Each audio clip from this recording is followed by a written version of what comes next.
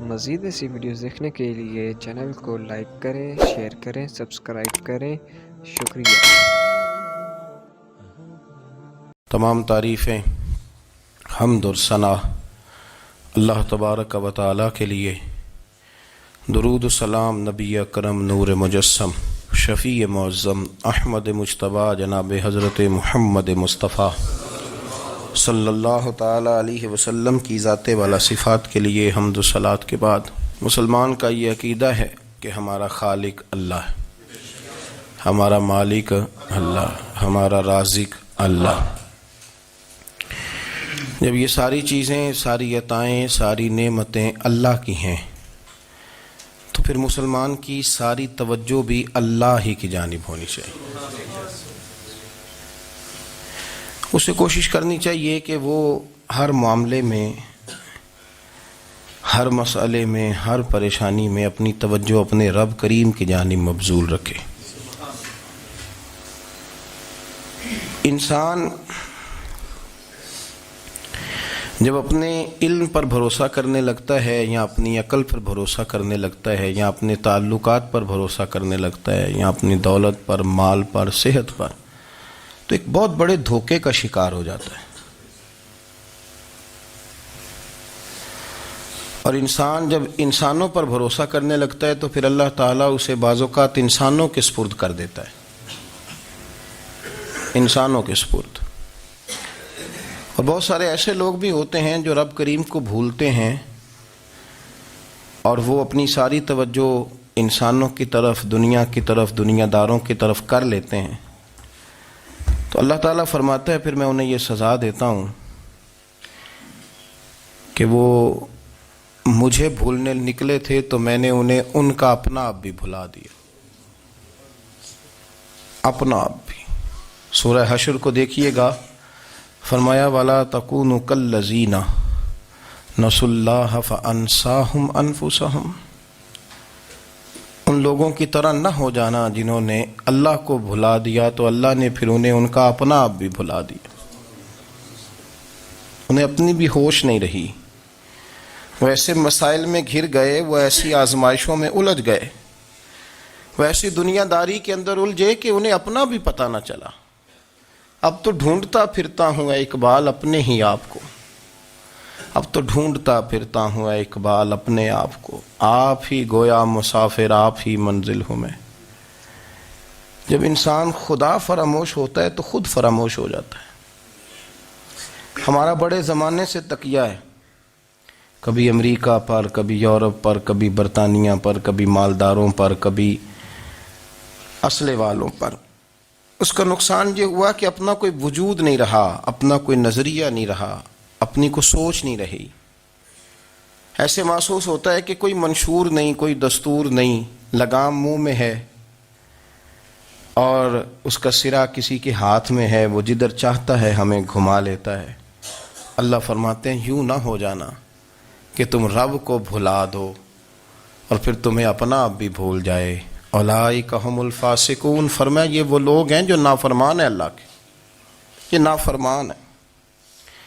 جب یہ نظریہ بن گیا، جب یہ ذہن بن گیا کہ پیدا اللہ نے کیا ہے، دینا اللہ نے ہے، عطا کرنے والا اللہ ہے، نوازنے والا اللہ ہے، تو پھر ساری توجہ دنیا داروں کی طرف رکھنا، میں اللہ والوں کی طرف توجہ رکھنے کا قائل ہوں، میں وہ سمجھتا ہوں، ہم اس چیز کے قائل ہیں، لیکن وہ بھی کوئی آستانہ ہے کہ جہاں حق مرشد کا نعرہ تو بڑا لگے پر رب کا نام ہی نہ سننے کو ملے۔ یہ بھی کوئی بات ہوئی کہ جہاں یہ تو نعرہ زور سے لگے کہ جیوے جیوے مرشد جیوے، لیکن استغفار کا درس ہی نہ ملے۔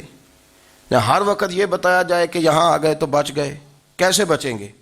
میرے رسول پاک علیہ السلام کا دروازہ سب سے بڑا دروازہ ہے، حضور کا دروازہ سب سے بڑا دروازہ ہے، لیکن میرے دوستو یاد رکھنا، نبی پاک علیہ السلام نے بھی لوگوں کو جب رستہ دکھایا ہے تو رب کریم کا رستہ دکھایا ہے، اللہ کا رستہ دکھایا، اللہ کریم کا رستہ دکھایا، لوگوں کو رب کی طرف توجہ کرائی۔ میرے رسول کریم سید عالم صلی اللہ تعالی علیہ وسلم نے لوگوں کی اللہ کی جانب توجہ کرائی اور لوگوں سے یہ کہا کہ وہ اپنے رب کریم کی جانب اپنا ذہن رکھیں، اپنی توجہ اپنے اللہ کی جانب مبذول کریں۔ میری بات کو اچھے طریقے سے سمجھیے گا، علم اللہ تبارک و تعالی عطا کرتا ہے، تو اسے اللہ کی عطا ہی سمجھنا چاہیے۔ کچھ لوگوں کے پاس علم ہوتا ہے پر علم نافع نہیں ہوتا، وہ ٹامک ٹونجا مارتے رہتے ہیں ساری زندگی۔ علم کو اللہ کی عطا سمجھیں، اپنی عقل پر اپنے شعور پر زیادہ بھروسہ نہ سمجھیں، نظر اللہ پہ رکھیں۔ حضرت مولا علی شیر خدا کرم اللہ تعالی وجہہ الکریم سے کسی نے پوچھا تھا بڑا عالم کون ہوتا ہے؟ ہمارے ہاں تو اب وہ والے عالم پائے جاتے ہیں نا، اللہ ماشاءاللہ، جو ممبر پہ بیٹھتے ہیں تو دعوے ہی دعوے ہیں، ممبر پہ بیٹھتے ہیں تو دعوے ہی دعوے ہیں، اس طرح کے عالم ہمارے ہاں پائے جاتے ہیں۔ وہ ہر بات میں دعویٰ کرتے ہیں، میں یہ کر دوں گا، میں وہ کر دوں گا۔ یہ مزاج علماء کا نہیں۔ حضرت علی المرتضیٰ سے کسی نے پوچھا بڑا عالم کون ہوتا ہے؟ فرمایا بڑا عالم وہ ہوتا ہے کہ جسے مسئلے کا پتہ نہ ہو تو وہ کہہ دے مجھے نہیں پتا، میں پتہ کر کے بتاؤں گا، غلط بات بیان نہ کرے۔ امام مالک سے کسی نے کوئی مسئلہ پوچھا تو آپ فرمانے لگے مجھے اس سوال کا جواب نہیں آتا، ہمارے بزرگ سمجھاتے کیا ہیں؟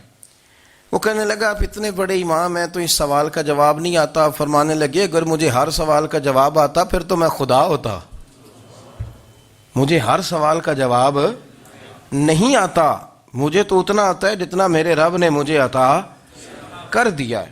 اپنی نظر اللہ پہ رکھیں، نکل آئیں اس معمے سے باہر کہ میں کوئی بلا ہوں، مجھے بڑا پتہ ہے، میرے پاس 6 ڈگریاں ہیں، مجھے 10 جگہ پہ تدریس کا شغف حاصل ہے، اس سے نکلیں باہر۔ قرآن مجید دیکھیے گا، اللہ تعالیٰ نے ارادہ قدرت فرمایا کہ میں حضرت آدم کو بناؤں گا، پھر بنانے کے بعد فرمایا فرشتوں سجدہ کرو آدم کو، سب نے سجدہ کیا الا ابلیس ابا واستکبر وکان من الکافرین، سب نے سجدہ کیا سوائے ابلیس کے، اس نے انکار بھی کیا، تکبر بھی کیا اور کافروں میں سے ہو گیا۔ تو یہ جب اللہ تعالیٰ نے سجدہ کرایا تو کیسے کرایا؟ اللہ تبارک و تعالیٰ نے نا حضرت آدم کو علم سکھایا خود، وعلم آدم الاسماء کلہا، خود اللہ فرماتے ہیں کہ میں نے جناب آدم علیہ السلام کو تمام اشیاء کے نام سکھائے، سب اشیاء کے نام سکھائے۔ تو وہ چیزیں پھر میں نے نا، اللہ فرماتے ہیں میں نے فرشتوں پہ پیش کی، میں نے کہا کہ بتاؤ ان کے نام کیا ہے، تو فرشتوں نے جو جواب دیا ہے وہ سمجھنے والا ہے۔ اللہ نے چونکہ خود علم سکھایا تھا حضرت آدم کو، جناب آدم سکھایا تھا لیکن فرشتوں کو نہیں سکھایا تھا، تو اللہ کریم نے فرمایا فرشتوں اب یہ بتاؤ ان چیزوں کے نام کیا ہیں؟ تو فرشتے کیا کہتے ہیں؟ فرشتے عرض کرتے ہیں قالوا سبحانک لا علم لنا۔ آپ کبھی یقین کریں اس چیز کی لذت لیں تو مزہ آ جائے۔ کہا قالوا سبحانک، کہنے لگے تو پاک ہے، قالوا سبحانک، کہنے لگے تو بھئی آدم علیہ السلام کو نام سکھا لیے، پھر فرشتوں کے سامنے وہ چیزیں پیش کر کے کہا ان چیزوں کے نام بتاؤ، تو فرشتے کیا کہتے ہیں؟ کہتے ہیں قالوا سبحانک، تو پاک ہے، لا علم لنا، ہمارے پاس کوئی علم نہیں، الا ما علمتنا، ہمیں تو اتنا پتہ ہے جتنا تو نے ہمیں سکھا دیا ہے، ہمیں تو اتنا پتہ ہے جتنا تو نے ہمیں، لا علم لنا، ہمارے پاس کوئی علم نہیں ہے، اتنا ہی پتہ ہے جتنا تو نے ہمیں سکھا دیا ہے، اس سے زیادہ ہمارے پاس علم۔ اور یہ کیوں تو نے ہمیں جتنا سکھایا اتنا پتہ ہے؟ فرشتے یہ نہیں کہتے یا اللہ تو زیادہ سکھا، آدم کو دیا تو ہمیں بھی دے، یہ نہیں فرمایا، فرمایا انک انت العلیم الحکیم، اے اللہ تو علم والا بھی ہے اور حکمت والا بھی ہے، تجھے پتہ ہے کس کو کتنا دینا ہے، جتنا تو نے مناسب سمجھا جناب آدم کو دیا، اور جتنا تو نے بہتر سمجھا وہ تو نے ہمیں عطا فرمایا۔ تو اگر آپ کے پاس علم ہے، کہیں نالج ہے، تو اس کو اللہ کی عطا سمجھیں۔ ہمارے ہاں بہت سارے لوگ بن کے بیٹھ جاتے ہیں، میں اکثر کہتا ہوں کہ پھر وہ دعوے کرتے ہیں میرے علاقے والے جاہل ہیں، میرے شہر والے جاہل ہیں، میرے خاندان والے پڑھے نہیں، یہ آپ کا دعویٰ ہے، یہ آپ کو خراب کر دے گا۔ ہم نے بہت سارے ایسے لوگ دیکھے جو بہت بڑے عالم تھے، لیکن اللہ جب لینے پہ آیا تو عقل ہی لے گیا، شعور ہی چلا گیا، حافظے ختم ہو گئے۔ آپ دیکھتے ہیں بڑھاپے میں کچھ لوگ ایسے ہوتے ہیں کہ جن کو یہ بھی یاد نہیں رہتا کہ میرا نام کیا ہے، میں کہاں ہوں، مجھے کدھر جانا ہے، تو اس وقت سے اللہ کی پناہ مانگیں اور اپنی نظر اپنے رب کریم کی جانب رکھیں، اللہ کی جانب اپنی نظر کو مبذول رکھیں۔ دوسری بات، علم کے بعد ایک چیز آتی ہے جس کا نام ہے ہدایت، جس کا نام ہے تقوی، جس کا نام ہے پرہیزگاری، جس کا نام ہے عمل، عبادت، ریاضت۔ یہ بھی اسی وقت ہی نصیب ہوتی ہے جب میرا رب کریم نصیب فرما دیتا ہے۔ ہم نے نا نیکی کا اپنا اپنا سٹیٹس بنا لیا ہے، اپنا اپنا معیار بنا لیا ہے۔ کچھ لوگ کہتے ہیں کہ جناب مسجد میں سیمٹ کا توڑا دینے سے بہتر ہے کسی غریب کو آٹے کا تھیلا دے دو۔ اب اس نے اپنا مزاج بنا لیا نا نیکی کا، اس نے اپنا سٹیٹس بنا لیا ہے۔ میرا یہ سوال ہے کہ نبی پاک صلی اللہ تعالی علیہ وسلم جب مدینہ شریف آئے تھے تو حضور نے سب سے پہلے غریبوں میں آٹا تقسیم کیا تھا کہ سب سے پہلے مسجد بنائی تھی؟ کیا عجیب لوگوں کا رنگ ہے، اپنی مرضی کی ہدایت، اپنی مرضی کا تقوی، اپنی مرضی کا معیار۔ مسجد کوئی بڑا چھوٹا خطیب بھی میری طرح کا ہو نا تو وہ مسجد میں بیٹھ کے جب نبی پاک کی بات کرتا ہے تو کہتا ہے میرے رسول پاک غریبوں کا سہارا بن کے آئے۔ وہ غریبوں کی بات کرتا ہے، مسکینوں کی، لاچاروں کی، کمزوروں کی بات۔ تو مسجد ہی تو وہ ادارہ ہے جہاں سے غریبوں کی بات ہو رہی۔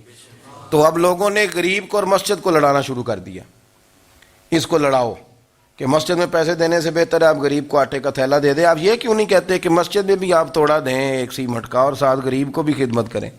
یہ کیوں نہیں تقویٰ؟ اپنی اپنی مرضی کا مزاج، اپنی اپنی۔ کچھ لوگ کہتے ہیں چھوڑو جی، ساری زندگی انسان نماز پڑھتا رہے اور پھر گالیاں بھی دیتا رہے، بندہ داڑھی بھی رکھ لے اور جھوٹ بولنا بھی نہ چھوڑے، تو یہ آپ نے اپنے پاس سے تقوی کا معیار بنایا۔ گالی دینے کا گناہ ہے اور داڑھی رکھنے کا ثواب ہے۔ تو اگر آپ داڑھی رکھے ہوئے ہیں اور آپ کوئی غلطی کر رہے ہیں تو اس سے آپ کی داڑھی کا ثواب ختم، اللہ کرے آپ کو سمجھ آئے میری بات کی۔ آپ کوئی غلطی کر رہے ہیں، داڑھی کا ثواب اس سے ختم، وہ اپنی جگہ پہ قائم ہے چیز۔ اپنی مرضی کا کیوں تقوی کا معیار بناتے ہیں؟ تقوی کا مزاج اپنی مرضی کا نہ بناؤ، اللہ کی بارگاہ سے دعا مانگو کہ یا اللہ ہمیں ہدایت کا نور عطا فرما، اللہ تو ہمیں رستہ دکھا، تو بتا کہ ہدایت کیا ہے۔ تو رب فرماتا ہے اللہ ولی الذین آمنوا، اللہ مومنوں کا مددگار ہے، یخرجہم من الظلمات الی النور، وہ انہیں اندھیروں سے نکالتا ہے اور نور کی طرف روشنی عطا فرماتا ہے۔ اندھیروں سے نور کی طرف اللہ لاتا ہے۔ اللہ ولی، اللہ مومنوں کا ولی ہے، وہ انہیں اندھیروں سے نور کی طرف نکالتا ہے۔ ہدایت ہمیشہ اللہ کی طرف سے سمجھے۔ جب وہ نماز کی توفیق دیتا ہے تو اپنے فضل سے دیتا ہے، جب وہ ذکر کی توفیق دیتا ہے تو اپنے فضل سے۔ ہم سمجھتے ہو جی فلانا نہیں پڑھ رہا بڑا بیوقوف ہے، فلانا نہیں پڑھ رہا، تو تم کیا اپنی عقل کے طور پہ پڑھ رہا ہے؟ میں جی اللہ کے فضل سے 2 سپارے پڑھتا ہوں، تو کس پہ احسان کرتے تو 2 سپارے پڑھ کے رویا کر کہ اگر مالک تو بڑا قریب نہیں۔ بڑے لوگ ہیں جن کو پورا قرآن حفظ ہے پر انہیں پڑھنے کی توفیق نہیں، تو انہیں فضل کیا اور مجھے توفیق دے دی ہے پڑھنے کی۔ رویا کر، پڑھ کے رویا کر، راتی ساری کر کر زاری، وہ نیند اکھاں تھی توندے تے فجرے اوہی گناہگار کہاون سب تو نیوے ہوندے۔ مہربانی کریں، ڈریں، نیکی کریں تو پھر ڈریں، پھر احساس پیدا کریں، پھر اپنے اندر وہ کمزوری لائیں کہ توبہ توبہ مجھے تو پتہ ہی نہیں، تو جانتا ہی نہیں۔ حضرت سیدنا امام اعظم ابو حنیفہ رحمۃ اللہ تعالی علیہ کے ساتھ ایک شخص کہتا میں نے نماز پڑھی، تو عشاء کی نماز تھی۔ یہ جو لوگ بڑے ہوتے ہیں نا، جن کے پیار کرنے والے بڑے ہوتے ہیں، ان کے گرد خوف بھی بڑا ہی ہوتا ہے، انہیں بڑا ڈر لگتا ہے، بڑی بعض اوقات آزمائش ہوتی ہے ان کی۔ عشاء کی نماز کہتے پڑھی تو امام صاحب نے نا عشاء کی نماز میں تلاوت کی آیتیں فَمَن يَعْمَلْ مِثْقَالَ ذَرَّةٍ خَيْرًا يَرَهُ وَمَن يَعْمَلْ مِثْقَالَ ذَرَّةٍ شَرًّا يَرَهُ، فرمایا جو ذرہ برابر خیر کرے گا وہ بھی قیامت میں دیکھے گا، اور جو ذرہ برابر شر کرے گا وہ بھی قیامت میں اس شر کو دیکھے گا، اس کے سامنے آئے گا۔ تو وہ شخص کہتا ہے کہ سارے لوگ نماز پڑھ کے چلے گئے تو امام صاحب رحمۃ اللہ علیہ نے اپنی داڑھی پکڑی، رو رہے ہیں، کہتے ہیں وہ ذرہ برابر نیکی کا بدلہ دینے والے، وہ ذرہ برابر شر پہ سزا دینے والے میری سفید داڑھی کو دیکھ، مالک میرے ذرے ذرے سامنے نہ لانا، لوگ تو میری بڑی قدر کرتے ہیں دنیا، میں تو بڑا پہچانا جاتا ہوں، لوگ تو میری راہوں میں پھول لیے کھڑے ہوتے ہیں، مجھے بڑا نوازتے ہیں، قیامت میں رسوا نہ کر دینا۔ میرے لیے مشکل ہو جائے گی۔ وہ کہتے ہیں میں نے امام صاحب کا درد دیکھا، مجھے کوئی کام تھا تو میں چلا گیا، میں نے کہا کہ وہ اس وقت اللہ کے حضور حاضر ہیں تو میں دوبارہ آؤں گا۔ کہتے ہیں میں تہجد کا وقت آیا تو امام صاحب وہیں بیٹھے تھے اور ان کی داڑھی آنسوؤں سے بھری ہوئی تھی اور زور سے داڑھی پکڑی ہوئی، کہنے لگے مالک رسوا نہ کر دیں، قیامت میں رسوا نہ کر دیں۔ یار جو ہدایت یافتہ لوگ تھے وہ تو ڈرے ہوئے تھے، وہ تو سہمے ہوئے تھے، وہ تو کہتے تھے یہ اس کا فضل نہیں، اس نے بلا لیا، یہ اس کا کرم نہیں۔ حضرت باعزید بستامی کسی کافر کو دیکھتا تو رو پڑتے، کہتے مالک تو کتنا کریم ہے، یہ بے ایمان رہ گیا، تو نے اپنے فضل سے مجھے اپنے نبی کا غلام بنا لیا، وہ رو پڑتے۔ یہاں تو لوگوں کا دعویٰ ہی بڑا ہے، نمازی اللہ خیر فرمائے وہ تو دوسروں کو گھورتا ہے، وہ کہتا ہے جنت کا میں مالک ہوں، کنجیاں میرے پاس ہیں، میں کسی اور کو گھسنے نہیں دوں گا، اور اگر 2-3 حج کر لے تو پھر تو وہ کہتا ہے کہ اب میرے سے پوچھ کے لوگ جنت میں جائیں گے معاذ اللہ، اور اگر وہ 2 4 5 7 دفعہ کوئی نفل پڑھ لے تو پھر وہ کہتا ہے چھوڑیں جی سارے لوگ بے عمل ہیں، میں اکیلا نیک ہوں۔ نہ ایسا کریں، اپنی توجہ اپنے رب پہ رکھیں، اپنی توجہ اپنے معین الملت والدین، عطائے رسول، ہند الولی، غریب نواز، خواجہ معین الدین چشتی، حضرت خواجہ اجمیر، شاہ اجمیر، شاہ اجمیر، والی ہندوستان، آخری عمر میں نا سارا دن روتے گزر جاتا، ساری رات روتے گزر جاتی، ذرا سی کوئی بات کرتا تو رو پڑتے، آنکھیں آنسوؤں سے بھری رہتی۔ کئی دفعہ اپنے بھی پریشان ہو جاتے ہیں نا کہ یار تو ایک بات کی جان ہی نہیں چھوڑ رہا، تو خواجہ قطب الدین صاحب بختیار کاکی سے لوگوں نے کہا کہ آپ مرشد سے بات کریں، اتنا بھی تو نہیں نہ رونا چاہیے، ہر وقت اس کے آنسو کی کریے، عاشق دا کام ہی رونا تونا، تے بھی نہ رویو نہیں منظوری، یہ عاشق سدا ہی روندا رہندا ہے، پاویں وصل ہوئے تے پاویں دوری، ہر وقت رونے کا کیا مطلب ہے؟ تو خواجہ قطب صاحب کہتے ہیں میں قریب گیا تو میں نے پیر دبائے، میں نے کہا سونیا لوگ تو کچھ بھی نہیں کرتے، تو نے تو کمال کر دیا، 90 لاکھ آدمی مسلمان کر دیا، دنیا کچھ نہیں کرتی، تو نے 50 سال ساری رات مصلے پہ بیٹھ کے رب راضی کیا، تو شہزادہ تھا، حضور کی اولاد تھا، لیکن معین الدین تیرا ایک پلاٹ بھی نہیں، تو نے طالب علم پالے، انہیں غریبوں کو دیا، تو نے نوازا، کوئی شے نہیں تیرے پاس، ہر چیز تو نے، ساری رات روتے ہو، سارا دن روتے ہو۔ تو خواجہ قطب الدین صاحب کہتے ہیں میں نے جب عرض کیا تو خواجہ صاحب مجھے گلے لگا لیا، چیخ مار کے روئے، کہنے لگے قطب الدین پتر داڑھی سفید ہو گئی، جانے کا وقت آ گیا، جو تو نے نیکیاں گنوائی ہیں وہ ہیں صحیح میرے پاس، پر یار کی بارگاہ میں پیش کرنے کے قابل ایک بھی نہیں، ایک بھی نہیں، تو بارگاہ تو دیکھ کتنی بڑی ہے، رسول کریم کی بارگاہ میں پیش کرنے کے قابل ان میں سے ایک بھی نہیں، تو آستانہ دیکھ کتنا بڑا ہے، کیا پیش کروں گا، کیا عرض کروں گا حضور کی بارگاہ میں، کس طرح؟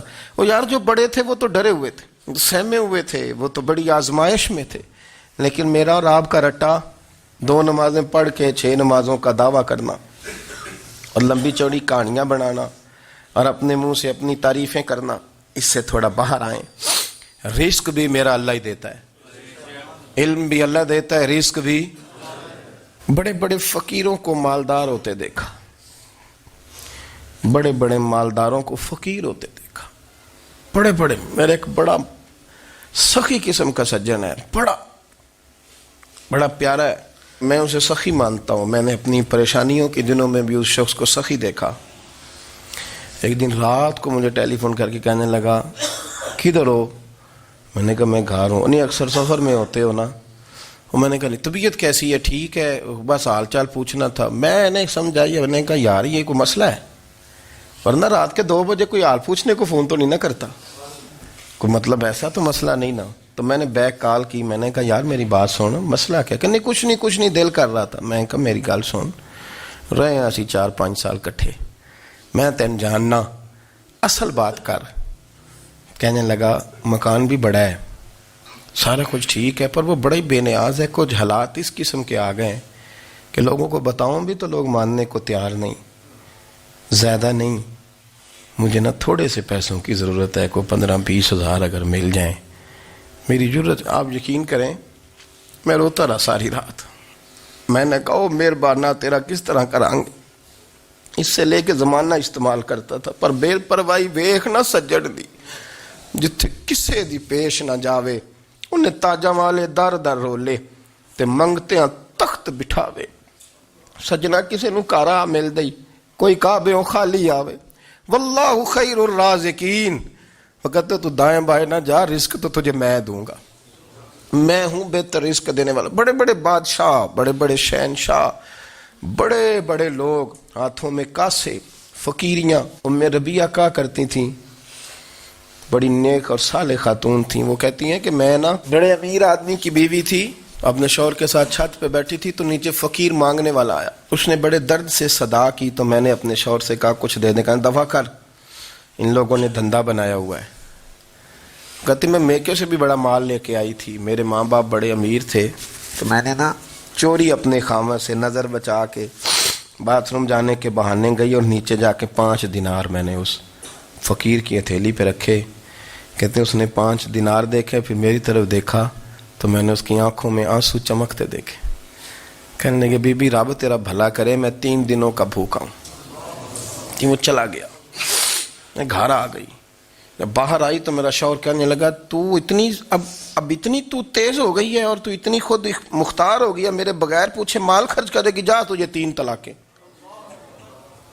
کہتی میں بالدار اور وزادار باپ کی بیٹی تھی، طلاق لے کے گھر آئی تو میرا باپ ٹوٹ گیا، چارپائی پہ چلا گیا، اوہو یہ کیا بن گیا۔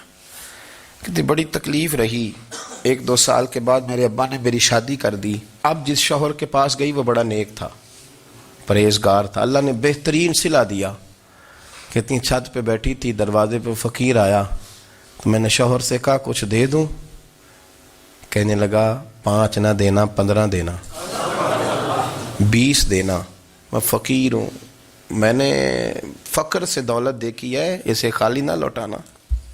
کہتی ہے کہ میں نیچے گئی اور جب میں نے اس کی طرف دینار بڑھائے تو میری چیخ نکلی، پیسے پھینک کے میں بے ہوش ہو کے گری، میرا شوہر نے آ کے اٹھایا، اندر لے گیا، پانی منہ پہ چھڑکا، کہنے لگا تجھے کیا ہوا؟ کہنے لگی یہ جو مانگنے آیا یہ میرا پہلا شوہر تھا، وہی تھا جو کہتا تھا کہ تو 5 دینار دے آئیے، جا تجھے 3 طلاقیں۔ پڑھو نا حدیث پاک، میرے نبی پاک علیہ السلام نے فرمایا ایک بندہ گنجا تھا، گنجا، کوئی ترتیب آگے پیچھے ہو جائے تو مفہوم کے لحاظ سے، لیکن میں مفہوم اس کا واضح کرتا ہوں، ایک گنجا تھا، کوئی شے نہیں تھی، سر پہ بال بھی نہیں تھے، رویا کرتا تھا۔ اللہ تعالیٰ نے فرشتے کو بھیجا، تجھے کیا چاہیے؟ تو کہنے لگا بال آ جائیں اور تھوڑا مال آ جائے۔ فرشتے نے ہاتھ پھیرا تو بال بھی آ گئے تو بکریاں بھی آ گئیں، لائنیں لگ گئیں، مال ہی مال ہو گئے۔ دوسرے کے پاس گیا، وہ کوڑا تھا، اس کو جا کے کہا کیا چاہیے؟ کہنے لگا شفا ہو جائے اور کچھ اللہ تعالیٰ آسانی کر دے۔ شفا بھی ہو گئی، گائیں بھی دے دی، بھینسیں بھی دے دی، مال ہی مال ہو گئی۔ پھر ایک کے پاس گیا، وہ اندھا تھا، تجھے کیا چاہیے؟ اس نے کہا آنکھیں مل جائیں اور کچھ ساتھ اللہ مال دے دے۔ اونٹ ہی اونٹ ہو گئے۔ جب بڑا نواز دیا تو پھر مالک نے امتحان لینے کا ارادہ کیا، یاری تیری سونا ہے پر آزمائشاں بھی تیریاں اگ، آزمائشاں تیریاں، صحیح کہہ رہا ہوں، آزمائشاں تیریاں، یاری تیری سونا ہے پر آزمائشاں تیریاں، اے سونا پرکھیا جامدائی پہلو نہ لگاں دے لگ۔ اللہ نے فرمایا آزمائش کرو۔ سب سے پہلے گنجے کے پاس آئے، اسے کہا اللہ کے رستے میں کچھ دیکھا نہیں لگا، میرے خرچے ہی بڑے، دیکھو تو صحیح کتنی مشکل میں وقت گزارتا ہوں، حال ہی کوئی نہیں۔ تو اس نے کہا میں نے تو سنا ہے تو گنجا اور بھوکا ننگا تھا۔ کہنے لگا میں تو جدی پشتی رئیس اعظم ہوں، تو یہ کس پاگل نے کہا ہے بھاگ جا؟ اس نے کہا اچھا جیسے تو تھا ویسے ہی ہو جائے۔ کھیت کھلیان اجڑ گئے، پھر سے گنجا ہو گیا۔ حضور علیہ السلام فرمانے لگے، پھر وہ اس کے پاس گیا جو کوڑا تھا، اسے کہا کچھ دے، کہنے لگا خرچے ہی بڑے۔ اب پوچھ لیں کسی امیر آدمی سے، کہے گا چکی کے نیچے ہاتھ ہے میرا، میرے سے زیادہ تو اب پریشان بندہ ہی کوئی نہیں، کیا بتاؤں آپ کو، اتنا ٹیکس ہے، اتنا جرمانہ ہے، فلانی شے، بڑا کچھ گنواتے ہیں لوگ۔ اس نے کہا میں نے تو سنا تو پہلے کوڑا تھا۔ اس نے کہا جا دوڑ جا، میں تو رئیس اعظم ہوں، دادا بھی پردادا بھی اور ساری نسل ہی۔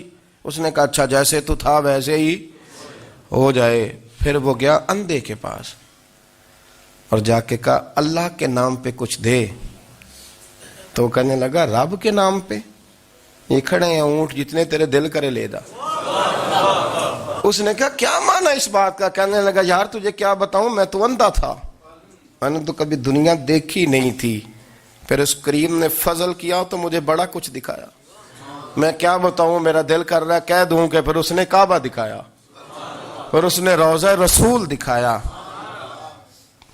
پھر اس نے ریاض الجنہ کے سجدے دکھائے, پھر اس نے اپنے محبوب کے دروازے کی رونقیں دکھائیں. اس نے بڑا کچھ دیا, اس نے بڑا نوازا. میرے پاس تو شاید میں بدکار پرانا خادم, کسے در ملی نہ ٹوئی, واصف یار نے نظر جو کی تھی پھر واصف ہی ہوئی. یہ تو اس کا کرم ہوا. تو یہ وہ کہنے لگا تو اللہ کے نام پہ جان مانگ, میں وہ بھی دینے کو تیار. میرے پاس تو شے کوئی نہیں تھی, مجھے تو اپنا پتہ ہے, میں تو کوئی شے نہیں تھا, کچھ نہیں تھا میرے پاس. یہ تو ان کا کرم ہے کہ رخ ان کا ادھر ہے, اور مختصر سی میری کہانی ہے, یہ جو بھی ہے ان کی مہربانی ہے. تو وہ کہنے لگا میں بھی کچھ لینے نہیں آیا تھا, تیری آزمائش ہی کرنے آیا تھا. تیری عزتیں بھی سلامت رہیں گی, تیرا مال بھی سلامت رہے گا, تیری شفا بھی. اپنی زندگی میں کبھی بھی اللہ کی بارگاہ سے توجہ ادھر ادھر نہ کریں, چھوڑے لوگ کیا کر رہے ہیں, دنیا کیا کہہ رہی. کبھی بھی اپنی توجہ دائیں. ہمارا یہ مسئلہ بن گیا کہ ہماری سیاست ہے, ہماری دنیا داری ہے, ہم بندوں کو راضی کرنا چاہتے ہیں. ہم دیکھتے ہیں کون کس طرح, اور آپ یقین کریں آپ تھک جائیں گے, بندے راضی نہیں ہوں گے, وہ نہیں راضی ہوتے. آپ ان کو منا کے لائیں گے تو ادھر والے نکل جائیں گے, ادھر کو منائیں گے تو ادھر والے نکل جائیں گے. اس چکر سے باہر آئیں, اس رب کو راضی کریں جو فرماتا ہے ان الذین آمنوا وعملوا الصالحات سیجعل لهم الرحمن ودا. فرمایا تو ایمان لانے کے بعد نیک عمل کر, میں لوگوں کے دلوں میں تیری محبت پیدا کر دوں. رحمان لوگوں کے دلوں میں محبت ڈال دے گا, اللہ لوگوں کے دلوں میں. اپنی نظر ہمیشہ اپنے رب پہ رکھیں. اتنی لمبی چوڑی دنیا داروں سے امیدیں نہ وابستہ کریں. میں نے دیکھا ہے لوگ کا سالیسی کرتے ہیں, کبھی اس کے دروازے پہ کبھی اس کے دروازے پہ. ان چکروں سے باہر آئیں اور اپنے رب کی بارگاہ کی طرف توجہ کریں. استغفار شوق سے پڑھا کریں, اور اکیلے میں نا, اکیلے میں. حضرت رئیس المتکلمین مولانا نقی علی خان صاحب رحمۃ اللہ نے لکھا ہے کہ فرعون 500 سال حکومت کر گیا. یہاں تو 5 سال کی حکومت کی پیر لڑکھڑاتے ہیں, 500 سال. فرماتے اصل وجہ یہ تھی کہ دنیا جب سو جاتی تھی نا تو اوپر چادر لے کے تو مسلح پہ بیٹھ جاتا تھا, اور ہاتھ باندھ کے کہتا تھا رب تو ہی ہے, میرا پردہ نہ کھولنا, مالک تو ہی ہے, کرم نوازی کرنا, میری پکڑ نہ کرنا. وہ بے ایمان ہو کے اگر 500 سال ہاتھ باندھے تو گزارا کر لیتا ہے, تو ایماندار ہے.